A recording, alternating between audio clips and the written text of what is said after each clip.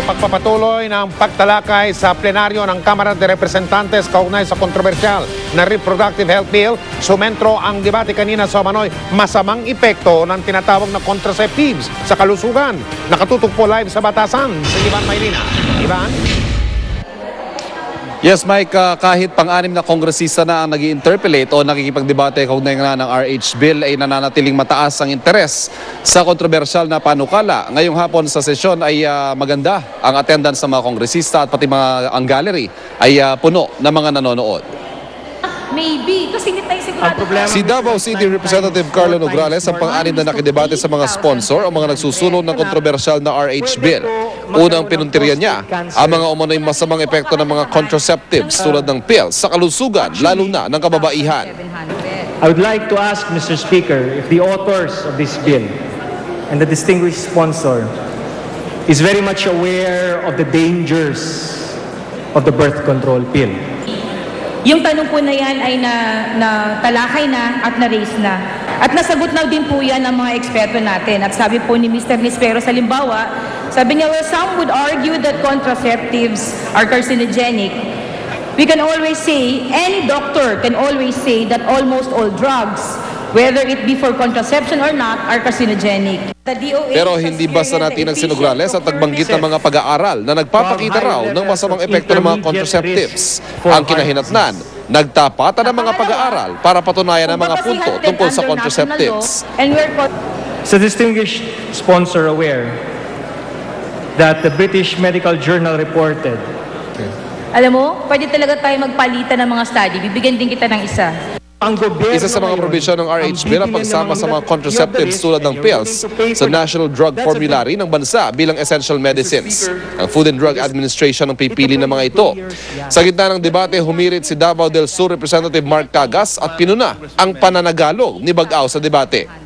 Talagang gusto nating, sinasuggest mo ba na huwag tayong magtiwala sa ating gobyerno? Ang sinasuggest ko, huwag po tayong bumili ng birth control pills. Huwag natin gamitin ang pera ng taong bayan para bumili ng birth control pills. Hold it. Let's speak one after the other. Mr. Speaker, I'm just curious. Is there any rule that would... What is your point? Is there a point of order or... My point, I'm asking this, Mr. Speaker, because I've been listening to Tagalog debates. I would rather listen for the two congressmen to debate in English or in Bisaya because the two of them are in Bisaya. Mike, dakong alas 6 kanina ay pansamantalang itinigil ang debate tungkol sa RH Bill para bigyan daan ng ilang privilege speech. Pero sa mga sandaling ito ay muling ipinagpatuloy ang interpellation at ganun pa rin ang pinag-uusapan tungkol sa umano'y mga masamang epekto ng mga pills sa katawan ng kababaihan. Mabanggit natin, Mike, na itong si Congressman Nograles ay pang-anim sa 40 na nagpalista para mag-interpellate o makipagdebate kaugnay sa RH Bill. Kaya masasabi natin na mahaba-haba pa ang debating makikita natin bago mapagbotohan ang panukalang batas na ito. Mike. Ivan, masasabi na ba natin sa puntong ito kung hanggang anong oras tatagal? Yun lang debate para ngayong gabing ito.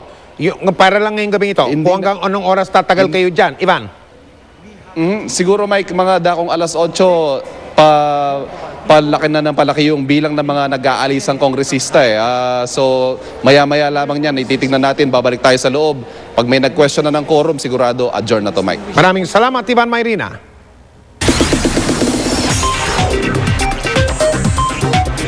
Chika Minute!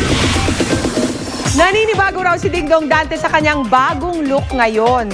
At ano kaya masasabi ng aktor sa epic seryeng Amaya na pinagbibidahan ng girlfriend na si Marian Rivera? Alamin sa chika ni Lars Santiago. Wala na ang bigote at balbas ni Dingdong Dantes. Siya raw mismo naninibago kapag tinitingnan ng sarili sa salamin. Mabuti na lang daw at may remembrance siya ng kanyang rugged look sa cover ng isang health magazine. Parang nagulat ako pag gising para ibang tao. Parang kahit ako hindi nasanay eh.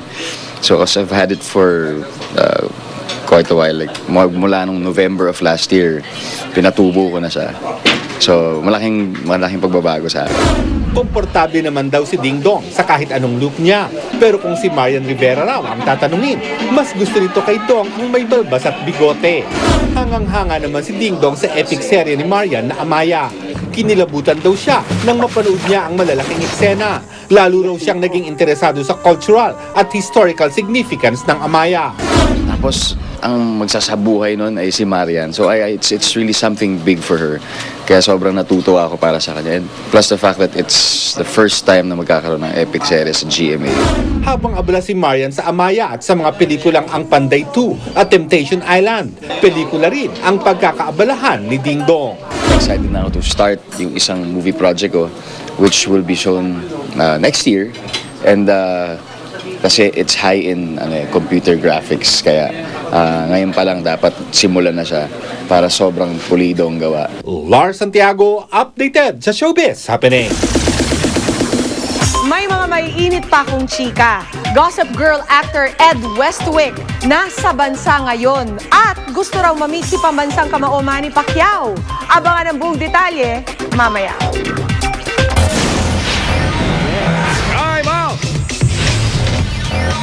Panalo ang Miami Heat kontra sa Dallas Mavericks sa Game 1 ng NBA Finals. Sumandal ang Heat sa kanilang superstar combo, sina LeBron James at Dwayne Wade, na gumawa sa mahigit kalahati ng kanilang score.